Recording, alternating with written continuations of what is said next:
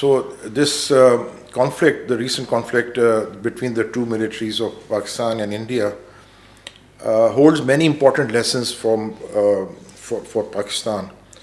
What we've observed is that the PAF, you see, most often people in the media talk about the JC-10 aircraft, JF-17, and the PL-15 missiles as if they were the game changers. No doubt they were, but there is a larger story behind this kind of achievement, which is that the Air Force, Pakistan Air Force, has a cyber network, a cyber force, which pulls together information on real-time basis from the enemy aircraft signaling that is coming through, from the jamming efforts that are taking place, from the satellite information about the position of various enemy aircrafts, and the radars that is on the with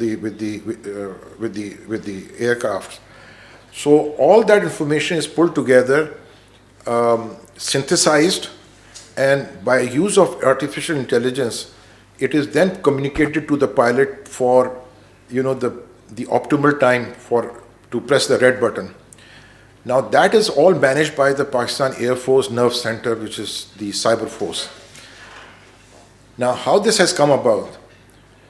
This has come about because of the which we have discovered now, but it was actually always there, in 1965 war, in 1971, then during Kargil, then in 2019, Balakot, and then the most recent one.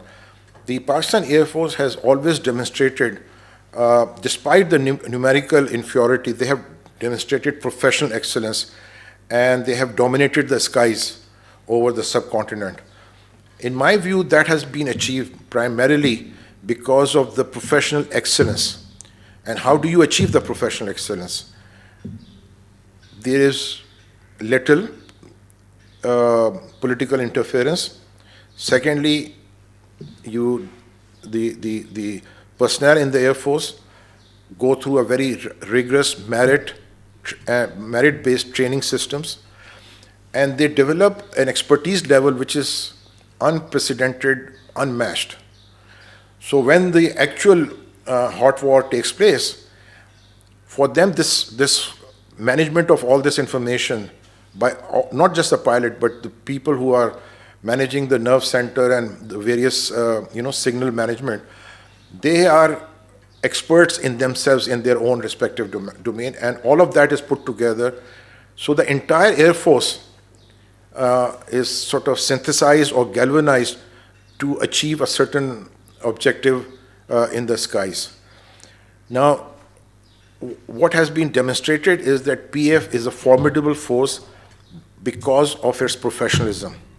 Now, this is our strength, but it is also our vulnerability, because what we have observed over the last 30, 40 years, that unlike many other developing countries which have progressed, Pakistan has lost the professional excellence capacities that were available with the various state institutions such as WAPDA, Pakistan Railways, PIA. These were the major state institutions, and over the years we have lost their capacity to serve the people of Pakistan. Now we are basically left with PAF, and this is our strength and this is our vulnerability also. So my argument is that, like Pakistan has managed to keep the politics and maintain professionalism with its nuclear force or nuclear development and its management control force, we need to be very cognizant and aware that as a nation we need to protect our Air Force from any institutional degradation from any quarter that it may come from.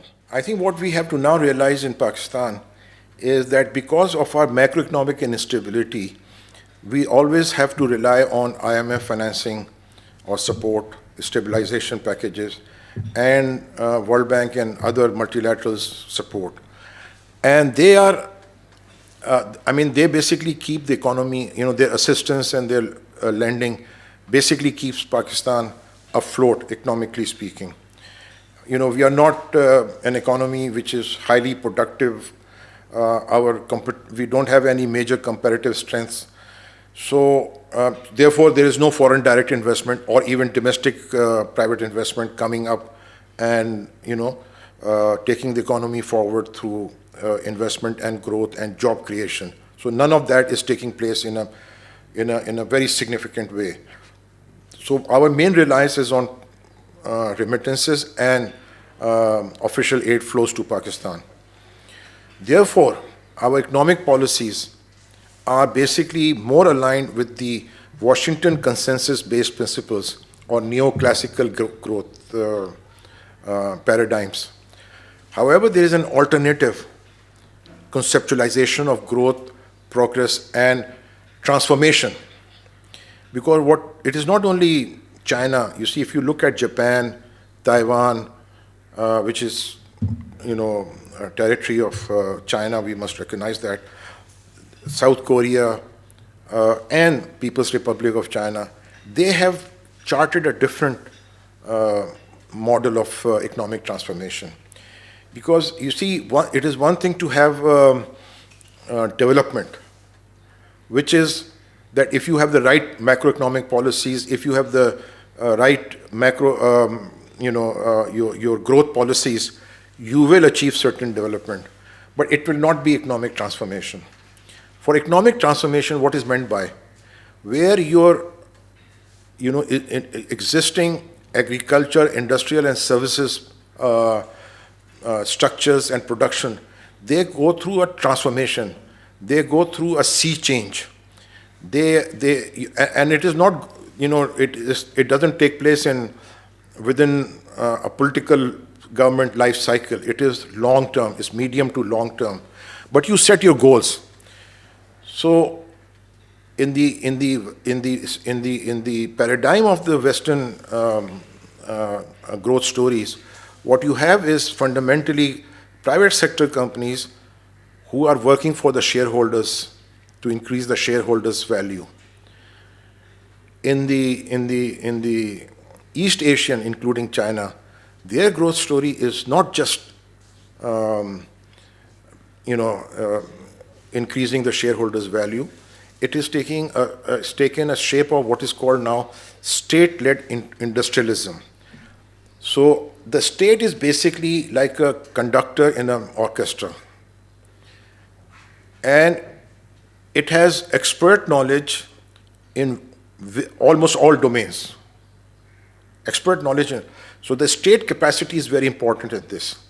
It is the state capacity in various knowledge domains is at a superior level compared to any of the think tanks or in the private sector. So what it does is that it harnesses your current capabilities. Based on that, it projects a future growth path, a transformation path, that if currently you are supplying hospital knives and those sort of things, you want to go to the next level of being able to produce and supply hospital X-ray machines or ultrasound machines or various other. So you help set up academic institutions to develop knowledge, expert levels, so that these people then they are ready to, because you see nowadays it's not only a firm having production process, you need specialist engineers and innovators to support a comparative buildup of the firms, but also keep innovating. Now that does not come organically. It has to be fused by state policies, and in particular through infusion of trained workforce, which is productive and has knowledge to be able to go in the direction of innovation. So basically, like I said, it's like an orchestra, and you have the conductor. The state has capacity is at the.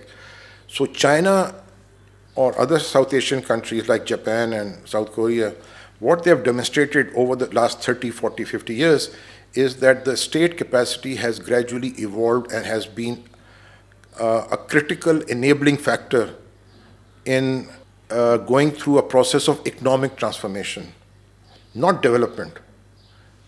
Development is, okay, you're doing right. So, what is the difference between China and India? India has gone through a process of, relatively speaking, process of development. They have had the right macroeconomic policies, stability. They went through a massive deregulation, etc., etc. And the Indian economy performed fairly reasonably. But it has not achieved the kind of transformation which China and South Korea did. So the reason is the state capacity. The difference between India and China is the state capacity of orchestrating economic transformation, leading economic transformation. That is the key difference between the two